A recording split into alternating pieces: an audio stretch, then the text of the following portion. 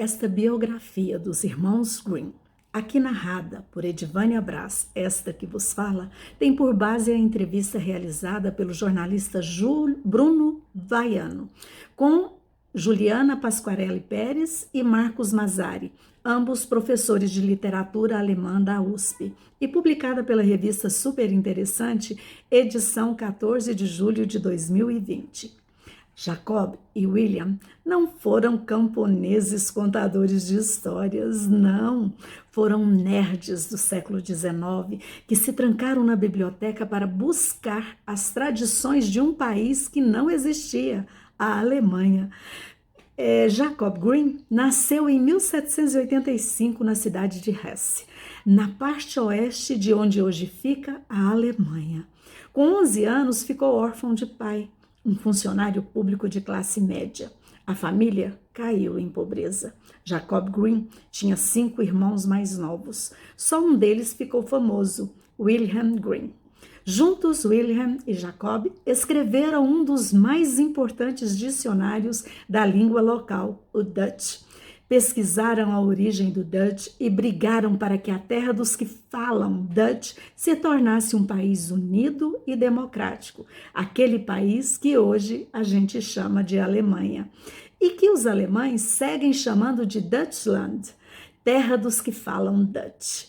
E não é que esse percurso começou com os contos de fada? Os Grimm não tinham grana, mas tinham uma tia. Com a ajuda dela, fizeram o equivalente ao ensino médio em Kassel e depois faculdade de Direito em Marburg.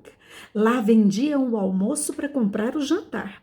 Principalmente para Jacob, o foco era se tornar o homem da casa, após a morte do pai, e pagar por uma vida melhor para os irmãos mais novos. Ele conseguiu, mas não foi como advogado, não. A carreira dos Grimm mudou de rumo graças a um amigo chamado Clement Brentano. Ele era um típico poeta boêmio e morreu sem jamais ter visto um contra-cheque. Estava fora de todas as possibilidades da vida econômica. Nas palavras do crítico literário Otto Mayer Carpo, ele tinha a poesia no corpo, como outros têm o demônio.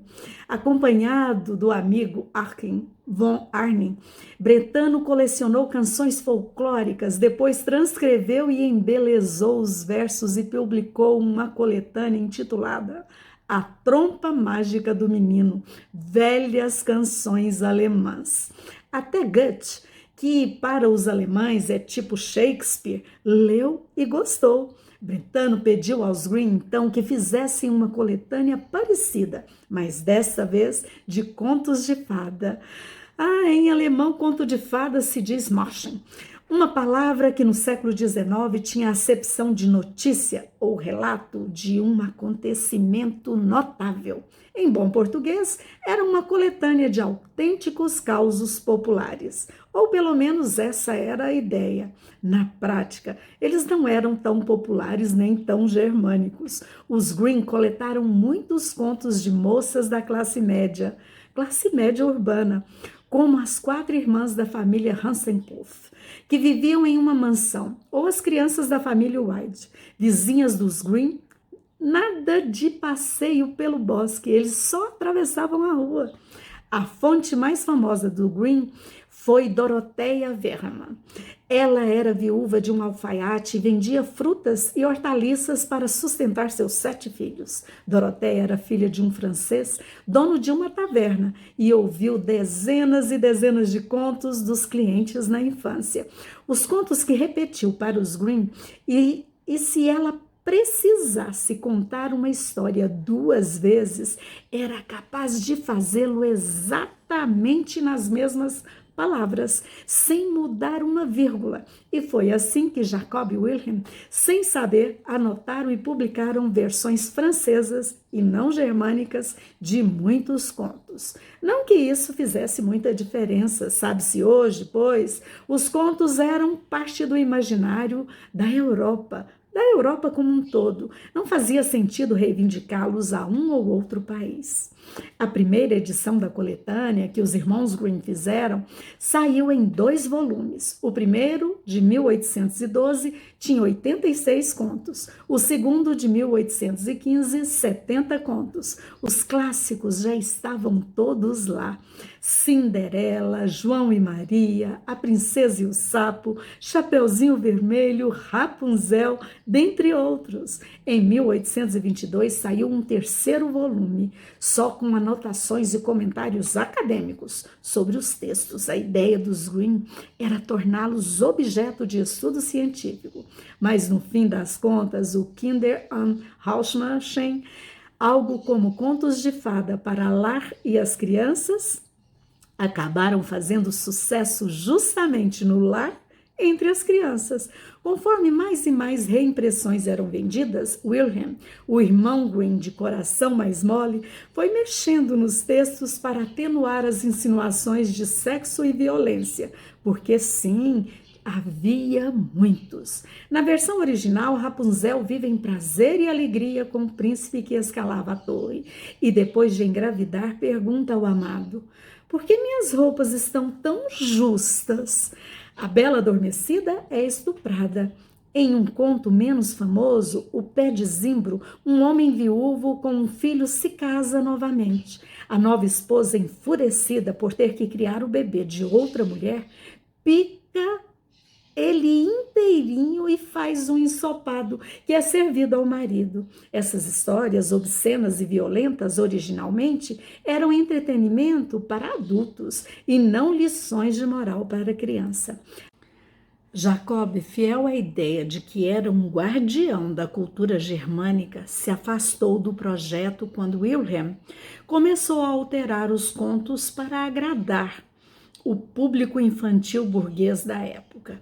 Para quem concorda com Jacob e curte enredos sangrentos, existe uma tradução em português da primeira edição, sem autocensura, publicada no Brasil pela editora 34.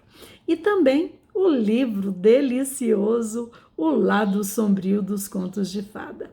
Outra inspiração dos Grimm na faculdade foi o professor Friedrich von Savin, um jurista romântico que acreditava que as leis não devem ser impostas ao povo, mas derivar das tradições desse povo.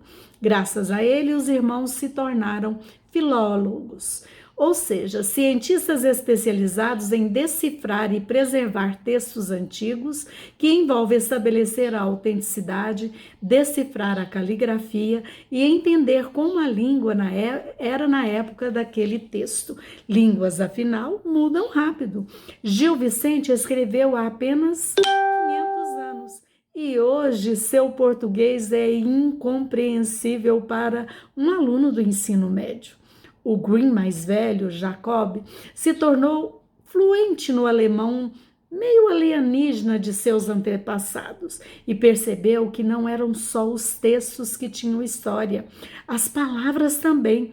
Mas para contar essa história precisamos fazer uma viagem a Roma. O latim, falado no Império Romano, é uma língua morta. Isso significa que ele não é mais um idioma nativo de nenhum grupamento humano. Não há nenhum vilarejo perdido na Europa em que os bebês aprendam a falar o latim. E quem aprende tem o propósito de estudar a língua, não de pedir um misto quente na padaria do Vaticano. Ou seja, o latim é como um dinossauro. Não há mais dinossauros por aí, mas descobrimos sobre eles com o auxílio de fósseis. Línguas também deixam fósseis. Existe, por exemplo, a Eneida, poema épico de Virgílio. Ele ilustra o latim rebuscado dos textos literários no auge da civilização romana. Nas ruas, porém, falava-se o latim vulgar, uma língua que foi tão viva quanto o português é hoje, cuja pronúncia podemos conhecer graças aos erros de ortografia em pichações. Entenda assim, se um arqueólogo investigando o Brasil daqui 1000 anos visse um muro com escrita a palavra França corretamente, com C cedilha, escrito França erroneamente com 2 S's, ele descobriria que C cedilha e SS eram pronunciadas por nós com o mesmo som. O latim não morreu abruptamente, ele se transformou de maneira gradual em outras línguas. No Brasil, por exemplo, ainda falamos latim. A língua portuguesa do Brasil é basicamente o latim vulgar com o sotaque da pronúncia romana da Lusitânia, onde hoje fica Portugal, mas as influências árabes que vieram depois. Após 2000 anos de transformações, jovens sempre falarão diferente de seus avós. Jacob Grimm foi o Darwin dos linguistas. Descobriu as leis que ditaram a evolução das palavras alemãs. Jacob Grimm gostava da história das palavras, mas sabia que colecionar palavras, como quem coleciona contos, era um pouco trabalhoso. Em 1830, uma editora chamada Weidemann fez uma proposta ambiciosa aos irmãos Grimm: produzir o dicionário de alemão mais completo de todos os tempos, com cada palavra que eles conseguissem listar, da Bíblia de Lutero até o Fausto de Goethe. Na época, os Grimm já tinham cargos confortáveis na Universidade de Göttingen e eles recusaram. A proposta ficou em aberto por 7 anos, até que 1837, quando o reino de Hanover, onde ficava Göttingen, passou para a mão de um certo rei chamado Ernest Augustus. Ele era um monarca autoritário que pretendia adulterar a Constituição e censurar os trabalhos acadêmicos. Augustus cobrou lealdade aos professores. Os irmãos Grimm e outros 5 colegas protestaram. O movimento contra a intervenção entrou para a história como os 7 de Göttingen. Todos os 7 foram demitidos e perseguidos. Os Grimm fugiram inicialmente para Kassel, a cidade onde tinham passado a infância, e depois se fixaram em Berlim. Precisando de dinheiro, aceitaram produzir o dicionário, mas sabiam que era uma missão impossível produzir o Wörterbuch, o livro de palavras. O alemão é extremamente literal. O fato é que Wilhelm morreu em 1859, enquanto fazia a letra D do dicionário, e Jacob, 4 anos depois, em 1863, estava na letra F. A unificação dos pequenos estados germânicos na forma de uma Alemanha nada democrática aconteceu em 1871, e o dicionário iniciado pelos irmãos Grimm só seria concluído 90 anos depois, em 1961. Em uma grande colaboração entre acadêmicos das 2 Alemanhas da época, a capitalista e a comunista. Pois é, de tanto sonhar com uma Alemanha unida em vida, eles acabaram unindo a Alemanha na morte. De quebra, inventaram a infância de boa parte das crianças do mundo. Quando Wilhelm tirou a violência exacerbada dos contos de fada, ele deu à luz a uma ideia de que as histórias antigas podem mudar de roupa para convencer crianças novas, mas no fundo sempre serão as mesmas histórias. Vejam bem, o Walt Disney com certeza agradece aos irmãos Grimm.